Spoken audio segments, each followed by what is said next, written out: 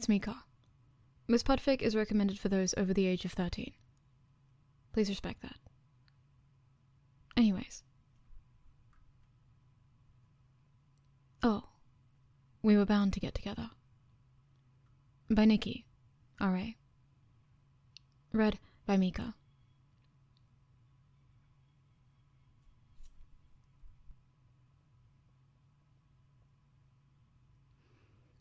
The first boy Sirius ever had a crush on was a boy named Jonathan, who he met in the park one day. Him and Jonathan played together for a few hours, while his mother was out. When she came looking for him and found him playing with a muggle, she'd grabbed him by the ear and dragged him all the way back to number 12. Sirius was 8 years old, and thought about Jonathan for 3 years, until he met Remus Lupin. Sirius loved Remus Lupin from the first moment he saw him.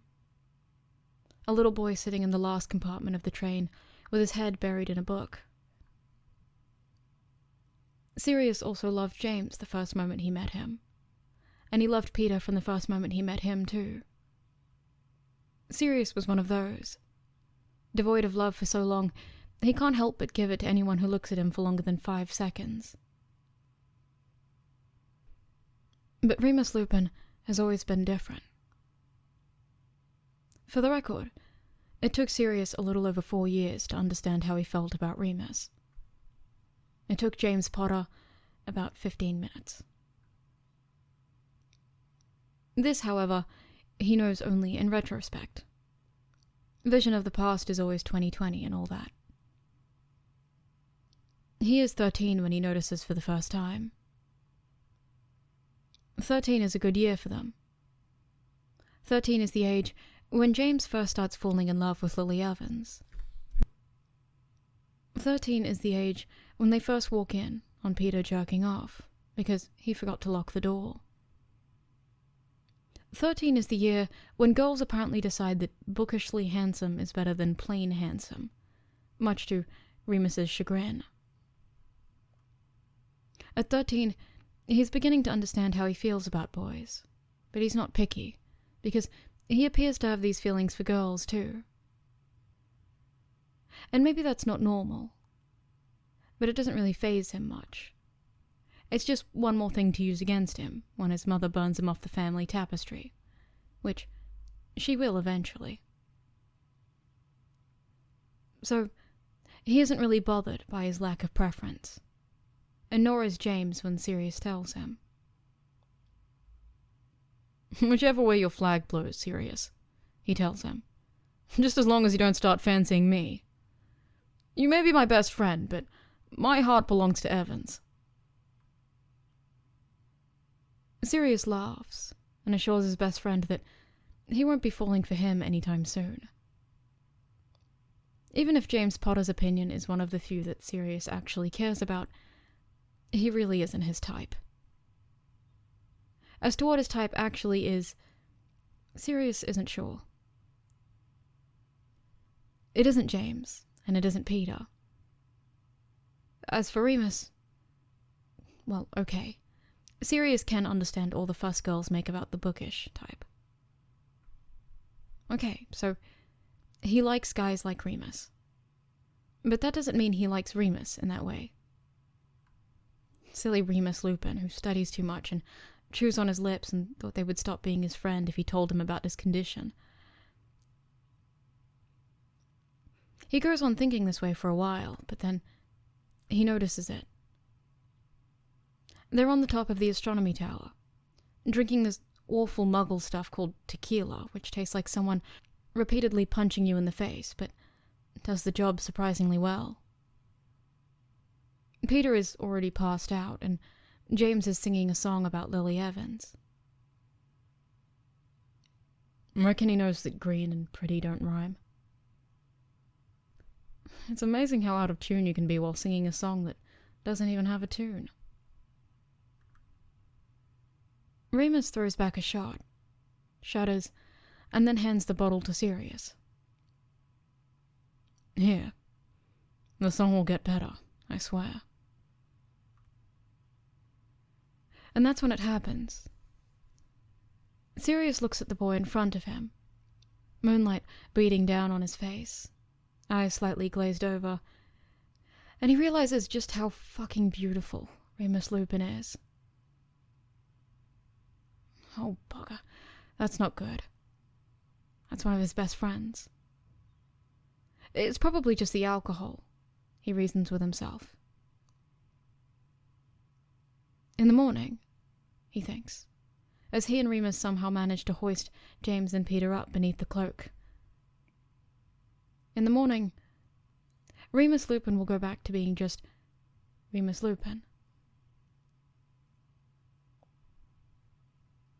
In the morning, though, when Sirius wakes up with a headache like if a giant had stepped on his head, he need to learn that hangover potion.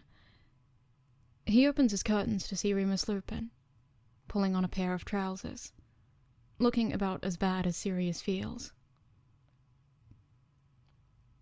James won't get up. He says he's dead, and Peter won't move, so he may actually be dead. And this, Sirius reasons, is the end. Because if he can still find Remus Lupin beautiful, even when he looks like the underlayer of Snivelius's greasy hair, then Sirius is really in trouble.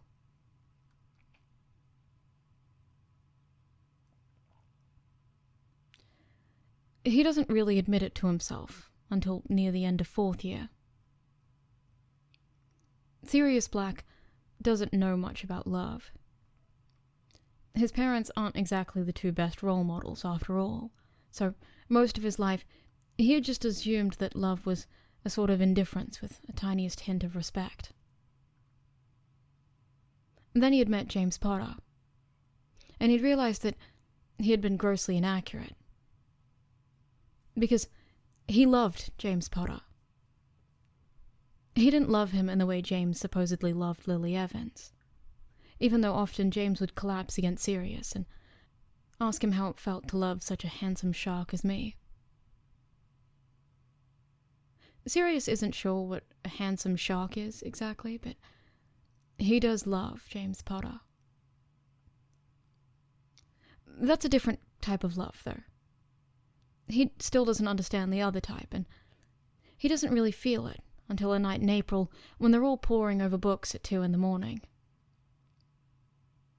2 gallons says Sirius is something that can lick itself. Sirius flips him off. I have enough people to do that for me.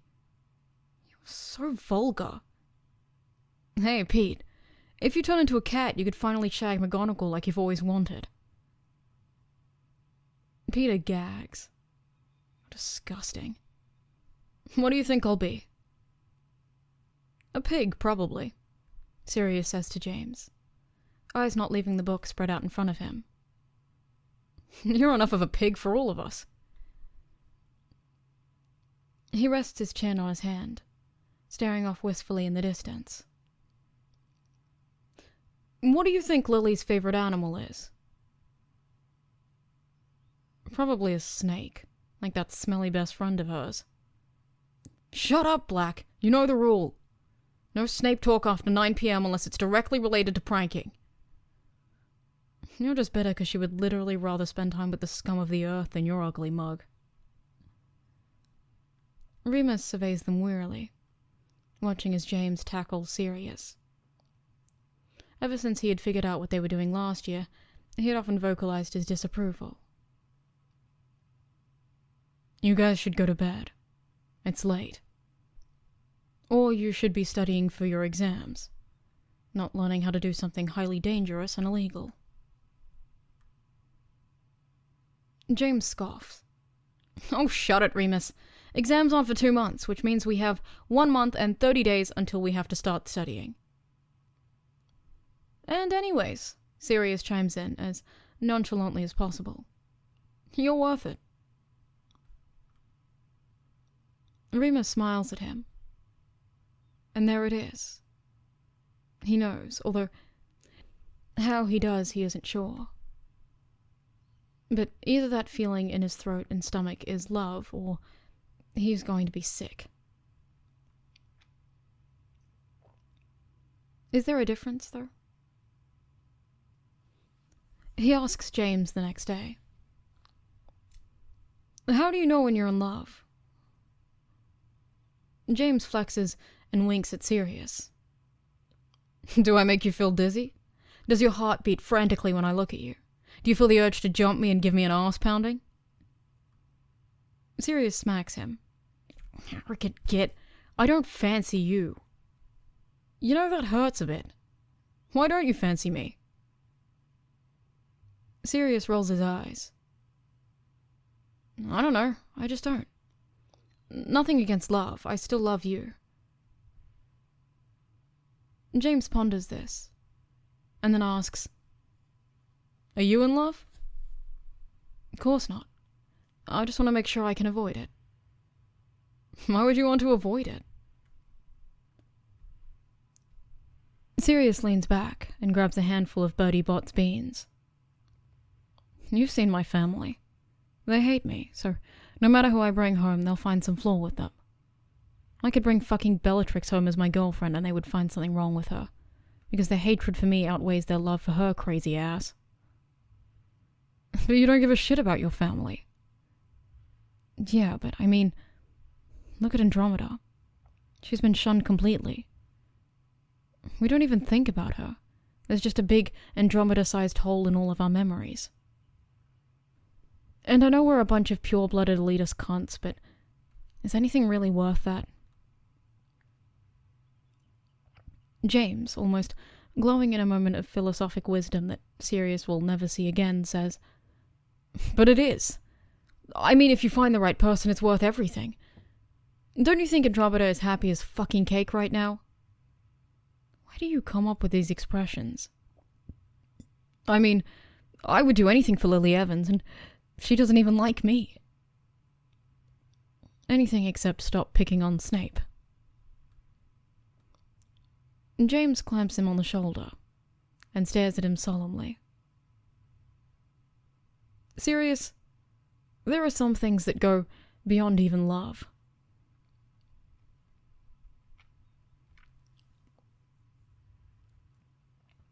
In 5th year, he did everything he could to avoid it. That year came to be known as the year Sirius Black slept with anything but a pulse, which is ridiculous because Sirius never actually sleeps with anyone. He barely even kisses anyone. He has no idea how he's managed to gain the reputation of school slut without ever actually doing anything. Sirius has kissed 3 people in his life, and none of those times particularly stood out as anything other than vaguely pleasant. But he flirted. That was probably what did it. Sirius flirted with almost anyone. Almost. And rumors spread. Rumors that he never admitted to, because none of them were true, but that he never exactly denied either. So, word ended up getting around that Sirius was making his way around the castle, and only his closest friends knew that there was absolutely no truth in that. There was a pattern, though, in the people he flirted with, in the people he slept with. Because Sirius Black was dating the exact opposite of Remus Lupin, but he would rather shag Filch than admit that. Frank Longbottom is glaring daggers at you, Pads. You didn't sleep with him, did you?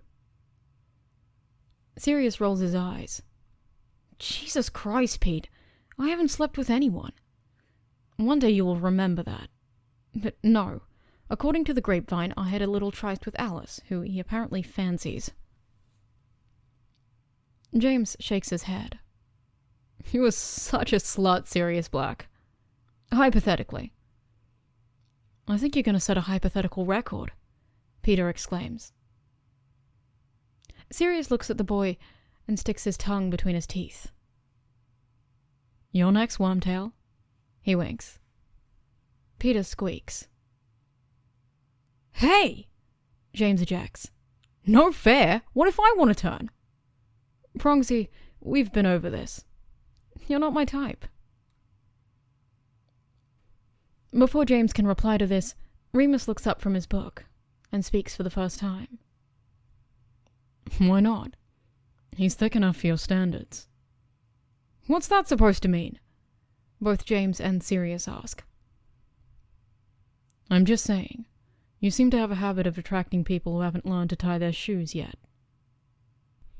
That's because no one intelligent would ever sleep with Sirius. Hey! Hypothetically.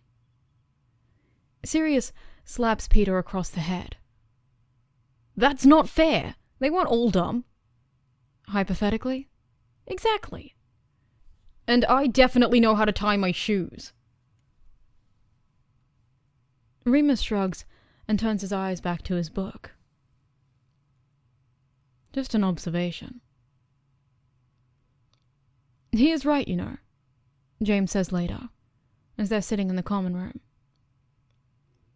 You know you can't pick up a conversation and not tell me what the fuck you're talking about. I can't read your mind. We should work on that. We really should. Sirius tries to grab the snitch out of the air. It misses. But what are you actually talking about? The people you supposedly fool around with. They're not very bright. Sirius's voice is overly casual. I hadn't noticed. Bullshit, Pads. You know that hypothetically fucking around with a bunch of thick people isn't going to make you magically not fancy him. Fancy who? Mooney. What? James rolls his eyes heavily as he snatches the snitch. Let's not play this game. You've had a huge gay boner for Remus since we got on the train first year. Is there any other type of boner you can have for a guy? Don't change the subject. I will when the subject is fucking ridiculous. You don't have to... I'm your best friend, Pads. So is Remus. Besides, wasn't he buggering around with... what's-her-face? McDonald's? At the last party we threw?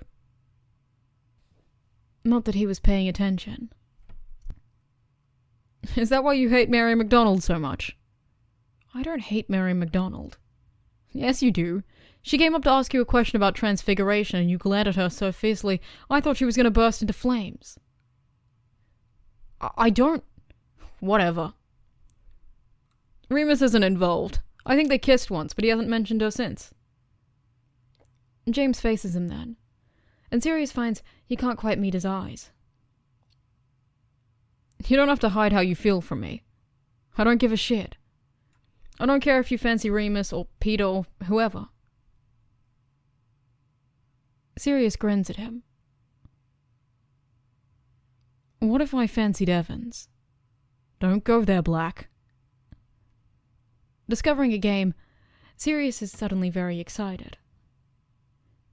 Would you rather me sleep with Evans or Snape? James shakes his head. I'm not answering that. No, you have to pick one. Evans or Snape. Which one would you rather me sleep with? James lets out a large sigh. Then he whispers, Lily. Sirius laughs, a great big, booming laugh that attracts the attention of other students in the common room. Really? I love you too much to ever make you shag Snape. Sirius sits back in the chair, lifts his legs, and lays them across James's lap. You're the best friend a guy could ask for, Jamesy.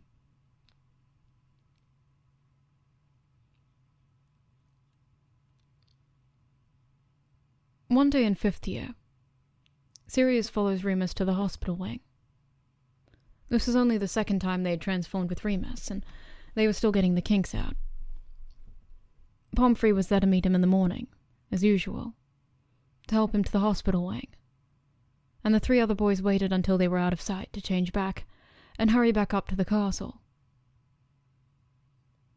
But when James and Peter made their way to the common room, Sirius set off after Remus. What are you doing? Sirius made a mental note to remind James to bring the cloak next time.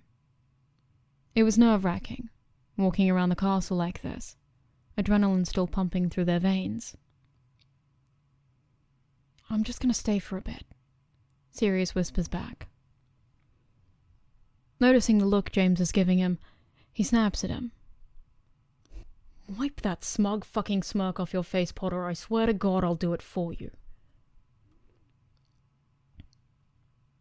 James blows him a kiss, while Sirius flips him off. Sirius sneaks quietly into the hospital wing, and over to the bed Remus always stays in, isolated in the corner, with curtains around it, lest someone noticed that Remus Lupin was frequently in the hospital wing and connected the dots. Pomfrey appears to have disappeared. "Moony," he whispers. Remus opens his eyes and smiles when he sees him. Remus's heart flips over. "What are you doing?"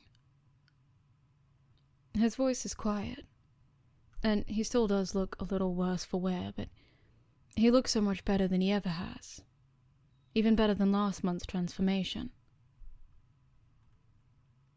It's amazing to see the distance, so tangible in front of him, easing Remus's pain each month. Remus never used to be able to grin after the full moon. Sirius feels incredibly proud of himself. "Thought I'd keep you company. You still look a little stiff."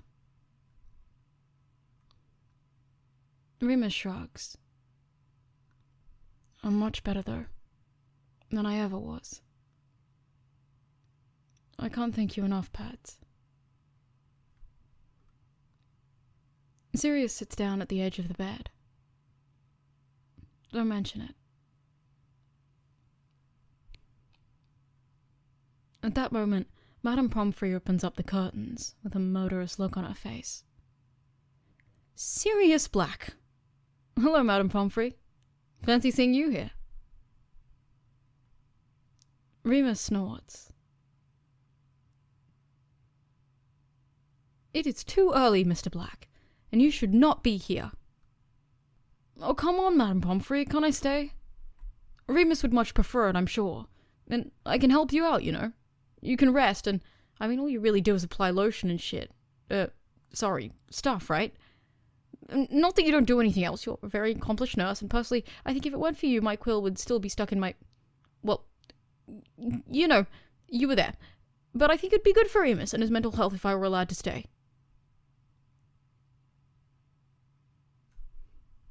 Pomfrey is giving him the look that most adults tend to give him. A mixture of, "Did you really just do that?" and a hint of admiration that, yes, he really did just do that. She turns her glare to Remus. "My mental health is definitely ailing, Madame Pomfrey. It would be much better." Pomfrey looks between the two of them. "Fine, Mr. Lupin, if you insist, but know that I am very strongly against it. If anything happens, I never knew you were here. Do you understand, Mr. Black?" Sirius nods. Pomfrey casts one final glare at the two of them, and then says, for good measure, "I don't approve," before hurrying away. "You two must get along well, Moony. You don't approve of anything either." Remus laughs quietly. "We have a sordid love affair, constantly pining after each other, each month bringing us closer together. On my last full moon at Hogwarts, I imagine we will embrace and have passionate yet tender love on my hospital bed." Sirius forces a laugh, but the idea of Remus and Pomfrey, even in jest, makes him sick. The idea of Remus and anyone, really. He's being disgustingly jealous and possessive, really, and it's quite pathetic. Sirius sits up, back against the wall. The hospital wing beds are not very large, and he's very aware of how close they are. So, do you need anything? Depends on what you're asking. Remus smirks. Sirius clears his throat, uncomfortably. He doesn't know what it is about the full moons, but Remus always seems to have fewer inhibitions than he normally does. Drunk Remus and post-full moon Remus are quite similar, in many ways. Those are the only times Remus ever makes these kinds of comments. These innuendos that Sirius thinks about for days afterwards. No, I'm fine. Pomfrey fixed me up. I bet. Remus makes an amused noise in his throat and closes his eyes. He turns his head, his nose pushing into Sirius's thigh. Sirius's breathing hitches. What are you doing? I'm tired. He digs his nose deeper into Sirius's leg. Sirius can almost picture what James's face would be right now. You're taking up half my bed. Would you prefer that I move? Didn't say that, did I? Remus mutters. Remus had never exactly been a cuddler. That was Sirius's job. Normally the first one to ignore people's personal space. Remus normally just looks on in amusement. Occasional annoyance if he was reading. Now that Sirius is the one being acted upon, he doesn't know what to do with himself.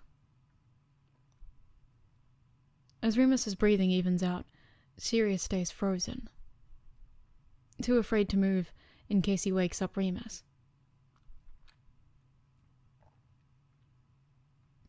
He stays like that for so long that he eventually falls asleep too. And he stays that way until James and Peter come to visit later that morning. Sirius awakens when James curls up on his lap. "The fuck are you doing, Potter?" "Sorry, I thought we were all sleeping together." Sirius shoves him off of him as Remus wakes up, lifting his head. How come Pete and I are never invited to these cute little cuddle fests? Sirius blushes a brilliant shade of red and glares at James. James looks at him and is able to immediately gauge Sirius's mood. James has an uncanny ability to be able to recognize the line when jokes are unwanted, and he changes the topic. So, anyway, Mooney Pie, how are you feeling today? Well, I've been better, but I most definitely have been very, very worse. Good enough to break free of the hospital wing today? Don't want to waste a Saturday. I think so, but the real question is, will Pomfrey let me? Only one way to find out. Shooting Sirius a look, he slings an arm around Peter's shoulders and drags him off to find the nurse. Sirius glares at the back of his head. Remus rubs at his eyes. Have you been here the whole time? Sirius yawns. Apparently. Transforming really wears me out. I can't have been comfortable. Remus sits up, his shoulder resting against Sirius's. Sirius is about to tell him it was fine, when he continues. Next time you can lie down, you know. That's not exactly what Sirius had been expecting. He looks at Remus, who is staring right back at him. Unsure of how to respond to that, Sirius just nods. Remus smiles at him, and Sirius is just about to say something. What, he isn't sure, but something. When James and Peter come sauntering back. "Good news, Mooney. You can go home." That seems like an unnecessarily long train ride for no good reason. Sirius laughs. Remus leans into him. Something which, judging by the infinitesimal amount James's eyebrows raise, does not get past him. "Onwards, friend!" James shouts. Pomfrey sticks her head in the curtains. "Potter!" Sorry, I'll use my inside voice from now on." Sirius smirks as he climbs out of the bed. "You know, she always calls me Mr. Black." "Well, after the intimate moment you shared when that quill was..." Remus coughs heavily, grabbing onto Sirius's arm to help him get up. Peter grimaces. "I thought we agreed to pretend that never happened." Sirius smirks at him. "You're still just bitter because I ruined your favorite quill." Peter covers his ears with his hands and shudders. "I'm not listening to you anymore, Padfoot," he says, before humming loudly. Sirius laughs and chases after him. When they're gone, James turns to Remus with his eyebrows raised. "Shut up," Remus tells him. "I didn't ask him to stay." "You were curled into his thigh." "Shut up, Potter."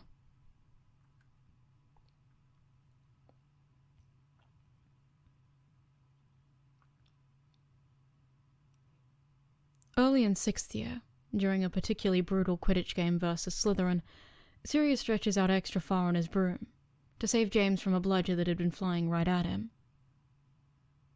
James, bless his soul, hadn't even noticed.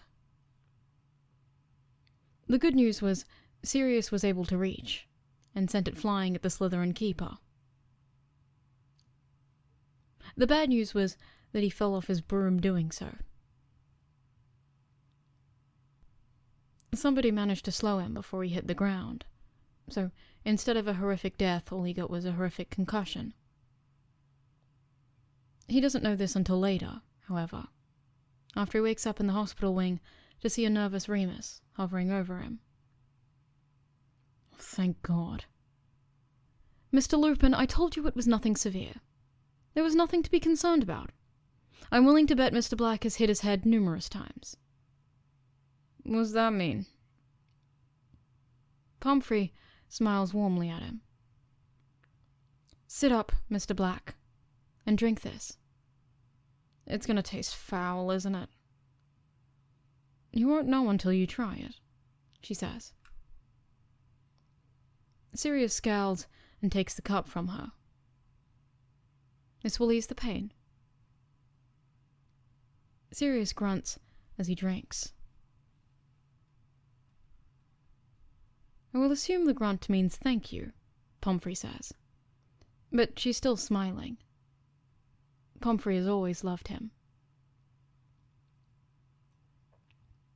"What happened?" he asks Remus, as Pomfrey leaves to attend to someone else. Remus looks very pale. "You fell off your broom, you idiot."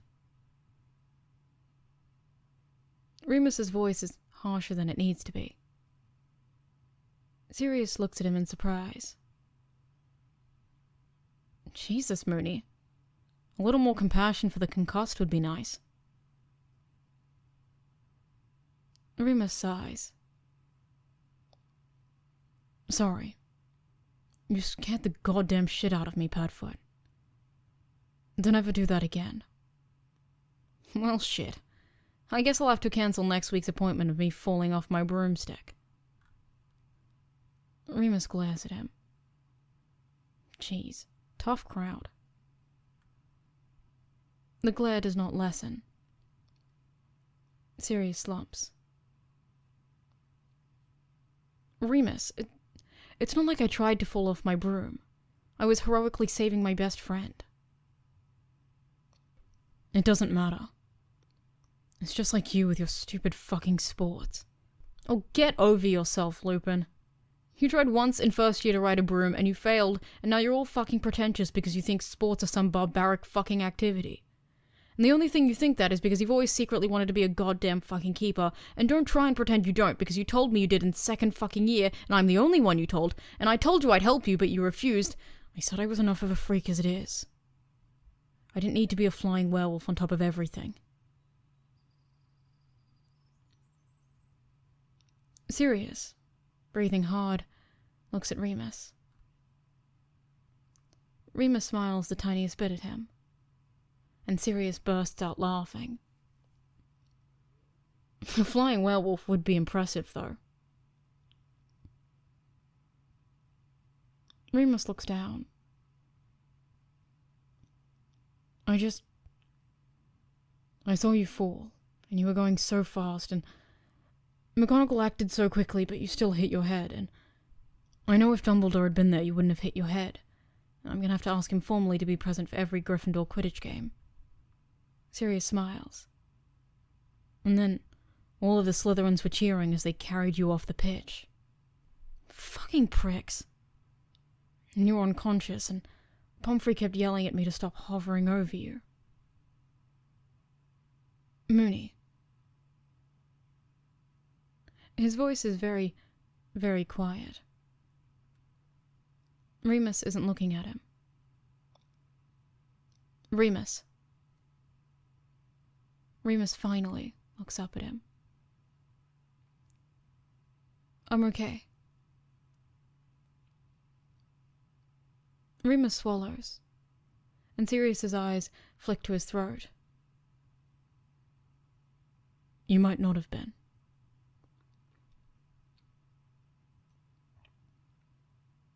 Sirius tentatively reaches out and touches Remus's arm. Moony. Remus takes a shaky breath. Moony, Sirius doesn't know what he was planning on saying, so he closes his mouth. Remus's eyes are startlingly green, and he thinks that Remus leans ever so much closer to him. But then James and Peter burst in. Padfoot! Pads! We won, buddy, we won! Somehow, I don't really know what happened after you swoop in to heroically save me, the ruggedly handsome love of your life. Sirius rolls his eyes. Peter Pettigrew, man of the hour, well, tied for the man of the hour, decided that now was the time for his Quidditch debut, and while the boy might not be the best at flying, boy can he swing a bat! Peter rolls his eyes. Only 2 bludgers even came near me, and I accidentally hit one of them at prongs. Still, my man of the hour! I thought I was the fucking poof, Sirius mutters. Remus laughs quietly. Remus, give Sirius 50 points for a selfless sacrifice in the name of the greater good in my stunningly chiseled face. Maybe one day you'll remember that prefects cannot assign points.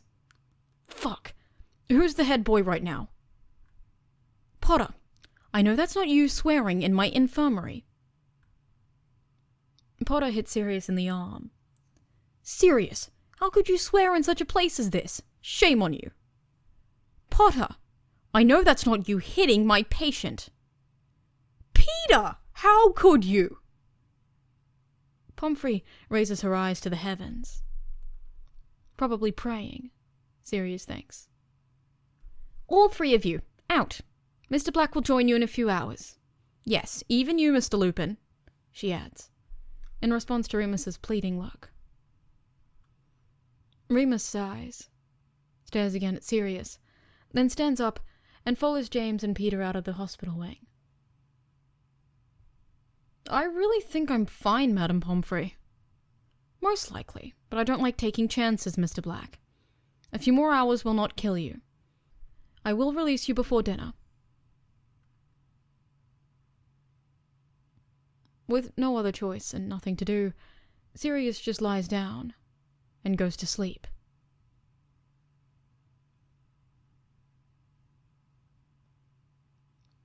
When he wakes up, it's dark. Definitely after dinner. He calls out for Madame Pomfrey. I didn't want to wake you. I've missed dinner.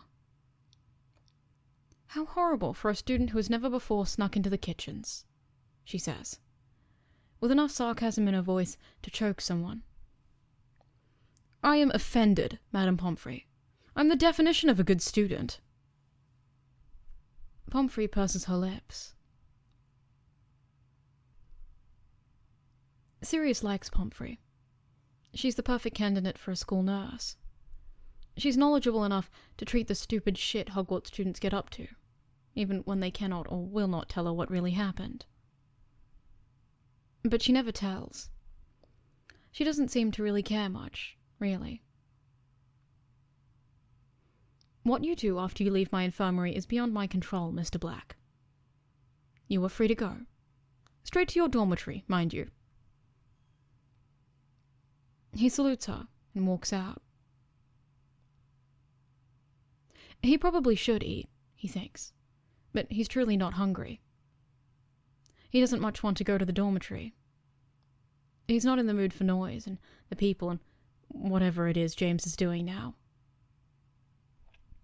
Knowing him, he probably has a few bottles of fire whiskey to celebrate Sirius's daring deed. What he really wants, if he's being honest, is to talk to Remus. Sirius doesn't know what the hell is happening.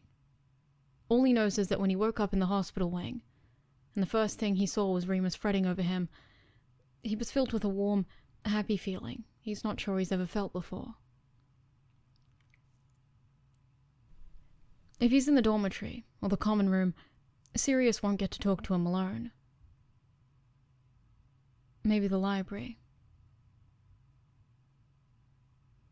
Setting off for the library, Sirius tries to figure out what, exactly, he plans on saying to Remus when he sees him. He has literally no idea. He racks his brain all the way to the library, making his way to the back table that Remus always sits at. When he gets there, he finds James and Peter, but no Remus. He tries to hide the disappointment from his face. "Here's the man of the hour," James whisper shouts when he sees him. Sirius rolls his eyes. That game meant literally nothing, you know. You didn't even need to put Peter in. You could have played with one less beater. It was Pete's time to shine. You're a weird Captain Prongs. He makes a big show of flopping into the chair, and then looking around the table as if he was only just noticing it. Where's Mooney? James gives him a look that says, very clearly, you're not fooling anyone. Bed. He was tired. I guess fretting over you for no goddamn reason wore him out. At least someone cares about me. I was winning the game in your honor. Why are you here then? McGonagall told me if I fail one more essay, she's going to be forced to do something drastic, Peter says, rather sullenly. Sirius grabs the parchment from in front of him and reads it over. You know how to do everything, Wormtail. It's a real shame you were never taught how to read or write. Peter snatches the parchment back. Fuck off, Padfoot. Don't worry, Pete. We'll help. McGonagall knows you can do all the magic. Peter sighs and stares at the parchment in utter disdain. I'm gonna get going up too. I'm still pretty worn out. Yeah, you know what? Fuck this essay. I'm not getting anything else done tonight. Peter stuffs the parchment in his bag and gets up. Sirius, heart sinking, stands up to join him. There goes that chance. James catches his eye and mouths, "Sorry." Sirius, blushing, pretends he doesn't see.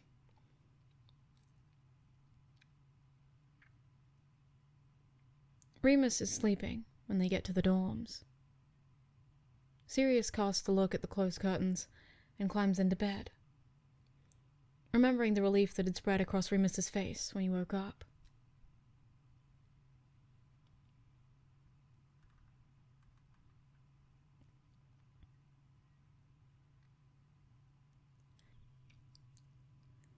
He doesn't get a chance to be alone with Remus for a few days. Remus hasn't been completely comfortable with him since that day in the hospital wing, and even though Sirius tries hard to catch his eye, Remus tries not to look at him.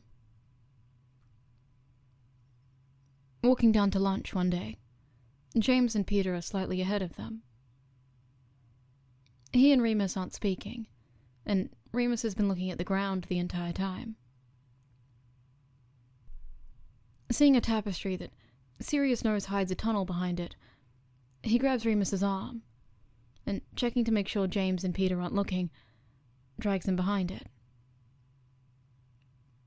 "What are you... Shh!" Sirius listens, waiting for James and Peter to notice they're gone. He hears them speaking shortly. "Where did Pads and Mooney go?" "Don't know," he hears James say. Sirius knows for a fact that James knows about this passage. He likes to hide here and hex Snape during meals. Sirius feels a great surge of appreciation towards James that moment. "Let's just go to lunch. I'm starving." Remus has been looking at him the entire time. They're standing very close together. Sirius can feel Remus's breath on his neck. "What are you doing?" Sirius finally looks at him. The only light in the passage is a tiny bit that's filtering through the tapestry. But it's enough that Sirius can see Remus's wide eyes and the crinkle of his eyebrows that show he's confused. "I want to know what's going on." "Well, you appear to have dragged me behind a tapestry when we should have been eating lunch." "Remus." Remus's eyes flicker to the ground. "What's going on with what?" "This, us, I don't... What's happening?" "What are you talking about?" "Don't... You have to know, Remus. You have to feel this. There's something going on, and I know you feel something." Sirius. Sirius, his hand shaking, reaches up, wanting to touch him somehow. But he drops his hand, too afraid to even try. "Never mind. This was... Sorry." He turns to go, feeling more than foolish. This was idiotic, foolish, presumptuous, and he's probably royally fucked up their friendship forever. Now. He's ruined everything. James and Peter will have to choose between them. Have to figure out how to be friends with them both, because he will never be able to look Remus in the eye again. Remus grabs his arm. "Sirius, wait. Don't go." Heart beating in his throat, Sirius turns back. He takes a breath. "You're a Gryffindor," he thinks. I want to kiss you, he says, very quietly. If Remus leaves now, and never talks to him again, there is nothing he can do. That he has to tell him. He can't hold this in anymore. Then kiss me, Remus says. Very, very quietly. So quietly, Sirius would think he had imagined it, if he wasn't close enough to Remus to see the scars that had faded across his face.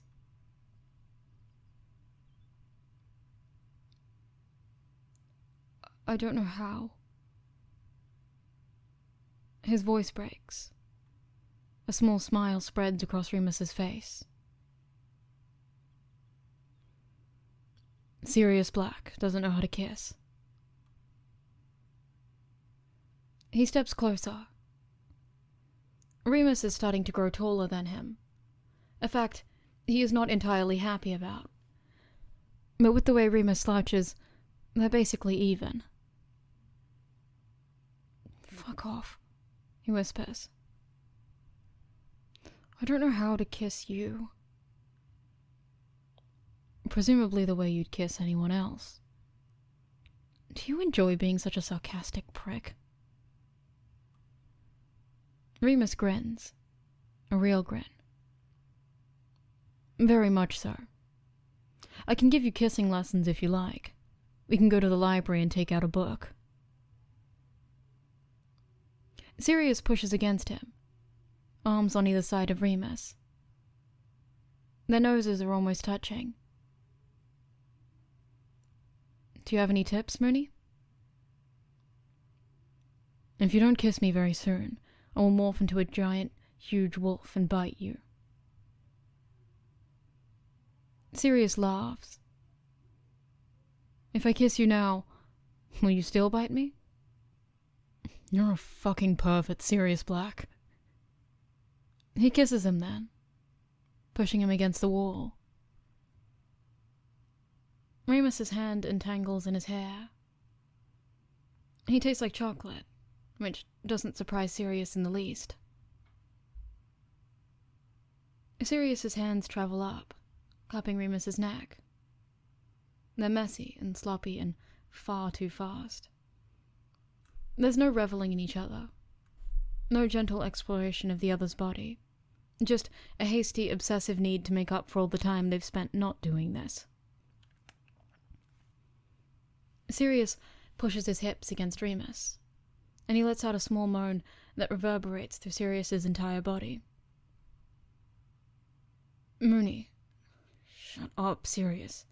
Jesus Christ, shut the fuck up. I'm sorry. When he pulls back, Remus looks very, very annoyed. For what? I don't know, it feels like I should be apologizing for something. It kind of just feels right. Remus glares. Sirius runs his thumb over Remus's lower lip. James and Peter are probably wondering where we are, Remus says. I truly do not care, Sirius says, kissing him again. Lunch is almost over. We have class soon. Again, he says, kissing him between words. I do not care. Remus laughs, throwing his head back against the wall. Sirius presses his lips to Remus's jaw. I was just checking. Am I destroying your reputation as a prefect, Mooney? You destroyed that ages ago, Pads. He's trying to figure out if he will ever be able to stop kissing Remus, or if they will be trapped here behind this tapestry forever, snogging against the wall because neither of them wants to stop. He wouldn't mind, he thinks. He could die against this wall with Remus attached to his lips and he would die happy. But he doesn't get the chance. Oi, you two. I'm not opening this tapestry because, truthfully, the sight of you two sucking face is something I will not ever need to see. But we have potions, and I will not cover for you because you decided to suck it up and snog. You're a prefect, Remus Lupin. Shame on you. Go away, James, Remus says. Sirius smiles. Me and James will leave if you want to snog in the room, later. But Slughorn will throw a shit if you skip again, Padfoot. Wormtail, I will not leave the dormitory so they can use it for pervy purposes. Fuck that. I'm just trying to get them to come out. I'm pretty sure this is them coming out. Sirius smirks. We should probably go, Remus mutters. Sirius is still leaning against him, pushing him against the wall, and Remus is holding onto the front of Sirius's shirt. You've always sucked at potions, Mooney. Which is probably why I should go. You were such a spoilsport. Remus kisses him, deeply. I promise we can continue this later. What if you blow up another cauldron and burn your lips off? And I expect you to be properly distraught and care more about my poor injured self than your lack of kissing. Clearly you haven't kissed yourself before. Well, you know, I tried, but the mirror just didn't respond the way I wanted it to. This is disgusting! I hope the two of you choke on your spit and die tragically on the ground behind this tapestry, because I will not miss either of you. Do you want me to kiss you too, Prongsy? You know, I've always been bitter that you didn't get all hot and bothered over me. I'm hot and bothered now if you'd like to join. Remus gently pushes him away. Come on, he whispers. We can continue this later. Can we make out in James's bed? He asks. Just loud enough for James to hear. James lets out a strangled sound, and Remus laughs into Sirius's mouth. A wonderful, beautiful sound that Sirius wants to hear every day for the rest of his life. Okay. No! Sirius grins through the entire potions lesson.